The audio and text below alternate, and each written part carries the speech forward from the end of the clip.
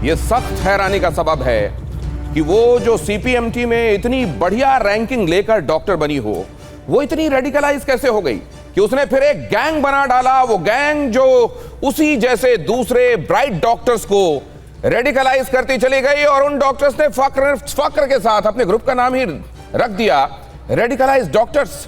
और जब यह पता चल रहा है कि इस साजिश के तार तो तुर्की तक से जुड़े हुए थे, बांग्लादेश से विस्फोटक पहुंचाया जा रहा था, तो असल में यह साजिश क्या ग्लोबल होती जा रही है। इस पूरी साजिश से आज वो तमाम परतें हटाएंगे जो इसको अभी तक गोपनीय बनाए हुए हैं, और कई सारी चीजें ऐसी जो सावधान करने वाली भी हैं। क्यों कह रहे हैं हम दिल्ली ब्लास्ट केस में क्या क्या आज नया हुआ है, जरा देखिए। दिल्ली ब्लास्ट केस में बड़ा पर्दाफाश हुआ कि बांग्लादेश से यह विस्फोटक आया। पहले यह समझा जा रहा था कि क्या किसानों से थोड़ी थोड़ी मात्रा में किसी तरीके से अमोनियम नाइट्रेट इकट्ठा करके विस्फोटक बनाया जा रहा था। टारगेट पर अयोध्या और काशी के मंदिर थे। अयोध्या का मंदिर, काशी का मंदिर, हिंदू आस्था के ये बड़े केंद्र, वहां पर निशाना बनाए जाने की, और सबसे बड़ी बात, संभ्रांत लोगों को रिक्रूट किया जा रहा था, डॉक्टर्स को रिक्रूट किया जा रहा था, डॉक्टर्स को रेडिकलाइज किया जा रहा था, जिनके ऊपर कभी कोई शक नहीं कर सकता, जिनको जिंदगी देने वाला समझा जाता है, जिंदगी छीनने वाला नहीं। बांग्लादेश से विस्फोटक, तुर्की से जुड़ा हुआ तार, 11 दिन तक अल-फलाह यूनिवर्सिटी में खड़ी हुई कार, 2 साल से धमाके की प्लानिंग, ये वो तमाम पॉइंटर्स हैं जिनके इर्द गिर्द आज की अड़ी घूमेगी। लेकिन सबसे पहले जरा देखिए ये खबर, इस वक्त की बड़ी खबर ये रही आपके सामने। देश के 5 एयरपोर्ट्स को बम की धमकी मिली। देश के 5 एयरपोर्ट्स को बम की धमकी, दिल्ली, मुंबई, चेन्नई इसमें शामिल एयरपोर्ट को बम से उड़ाने की धमकी।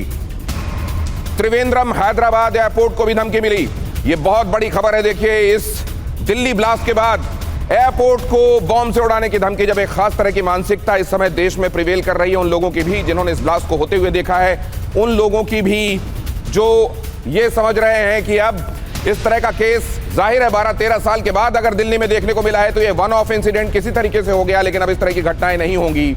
लेकिन फिर जाहिर है जब ये हुआ होता है तब दिमाग में घाव, दिल में घाव बहुत ताजा होते हैं। और फिर जितेंद्र शर्मा हमारे संवाददाता आपको ये बता रहे हैं कि ये थ्रेट क्या इस समय किसी ने सनसनी फैलाने के लिए की है, या ये थ्रेट क्रेडिबल लग रही है? जितेंद्र।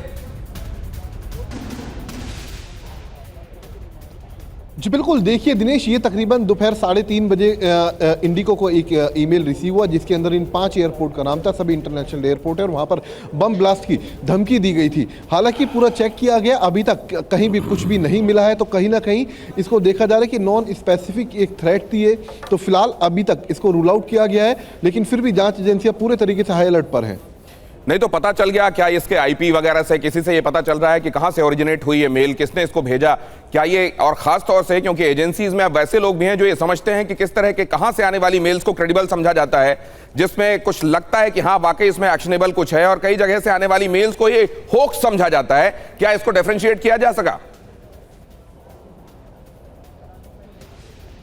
जी बिल्कुल, देखिए जांच एजेंसियां इसके आईपी एड्रेस के जरिए मेल भेजने वाले शख्स तक पहुंचने की कोशिश कर रही हैं। इससे पहले पूरा जितने भी 5 ही एयरपोर्ट थे, दिल्ली, त्रिवेंद्रपुरम, इसके अलावा लखनऊ, सभी पर पूरे तरीके से छानबीन की गई, लेकिन कुछ भी बरामदगी नहीं हुई। तो फिलहाल अब इन्वेस्टिगेशन जो है इस तरफ बढ़ रही कि आखिरकार मेल भेजने वाला कौन शख्स था, उसका मकसद क्या था, लेकिन अभी तक वो पकड़ में नहीं आ पाया, ना ही उसकी पहचान हो पाई है। जी जितेंद्र, आप निगाह बनाए रखें, ये बहुत बड़ी खबर है जो आपने हम तक पहुंचाई है। इस वक्त की बड़ी खबर है, एक बार फिर से आपके सामने फ्लैश कर रहा हूं। देश के 5 एयरपोर्ट्स को बॉम्ब की धमकी दी गई है।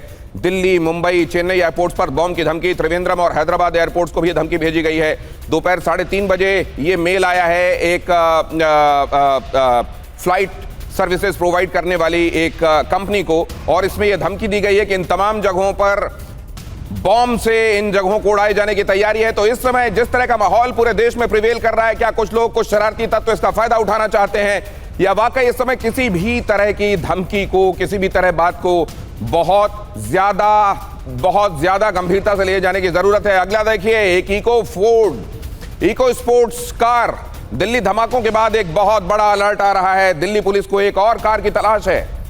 लाल रंग की इको स्पोर्ट्स कार की तलाश कर रही है पुलिस।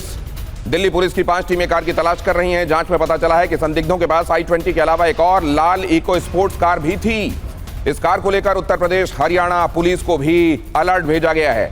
तो ये पता चल रहा है कि ये जो पूरी गैंग थी, जिसमें एक के बाद एक लोग, नए चेहरे सामने आ रहे हैं, कई डॉक्टर सामने आ रहे हैं, और उसमें एक और कार का जिक्र हो रहा है। ये कार लाल रंग की एक इको स्पोर्ट से, अगर आपके आसपास इस तरह की कोई इको स्पोर्ट जिसको आपने पहले कभी नहीं देखा अचानक आपके पास कहीं खड़ी हुई दिखाई देती है, तो फौरन पुलिस को इत्तला कीजिए।